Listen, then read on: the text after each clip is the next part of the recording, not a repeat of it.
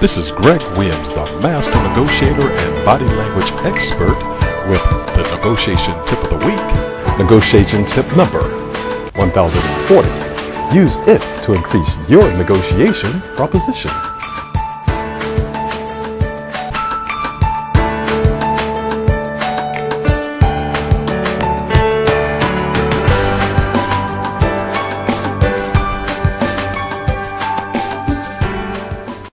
Have you ever considered how strong the word if is in a negotiation? If is a conditional statement that requires action to receive the offer contained in the if proposition.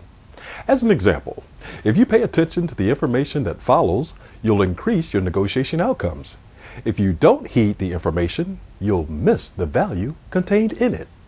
Such is the value of using if in your negotiations to position your proposition.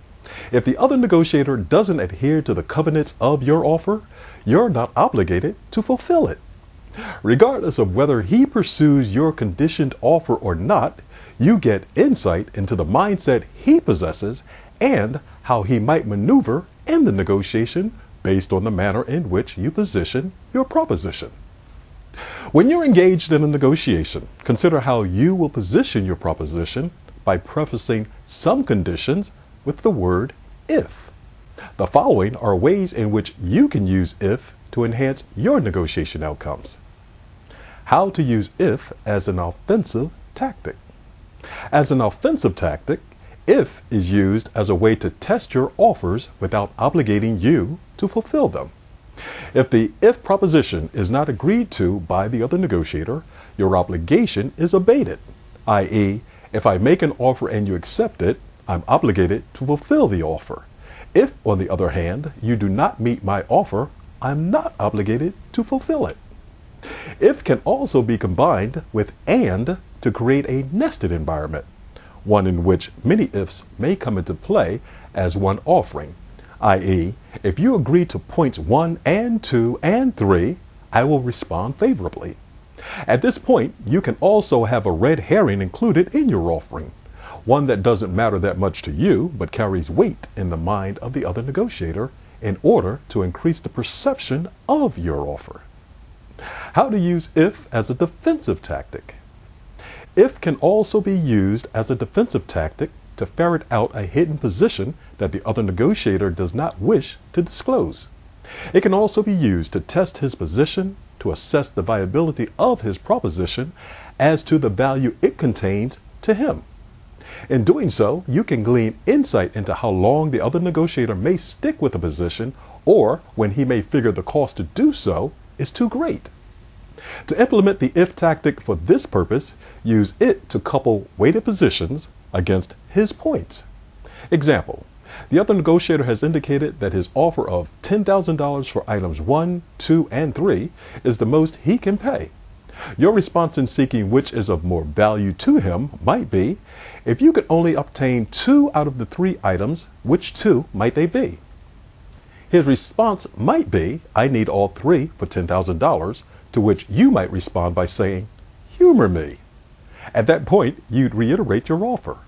Once he responded, you'd have insight into the 2 items that contain the most value in his mind. If you use if as an offensive or defensive tactic, its use will allow you to test offers and fend off propositions that would leave you in an untenable position. When negotiating, never ignore the power that's contained in the word if. By using it in your negotiations, you'll enhance the flow of the negotiation. You'll also have more control in the negotiation, and everything will be right with the world. The negotiation tips are, number 1, take time to discover the power in if. By doing so, you'll uncover hidden opportunities when negotiating that you might otherwise overlook. Number 2, to make if more effective, use it in the appropriate manner in the appropriate environment for the appropriate situation. In essence, don't dilute its power by using it too frequently. Number 3, if sets a condition that unless the condition is met, the provider of the statement is not obligated to fulfill the covenant of the statement. Thus, the use of if can save you lots of time and effort. If you'd like more information on how you can become a better negotiator, go to www.themasternegotiator.com. That's it for this week. If you'd like to gain more insight about when to use the appropriate strategy and tactic during a negotiation and how to read body language, please go to www.themasternegotiator.com. Once there, click on Free Negotiation Tips. I look forward to seeing you again with next week's Negotiation Tip of the Week. This is Greg Williams, the Master Negotiator and Body Language Expert, saying, remember, you're always negotiating.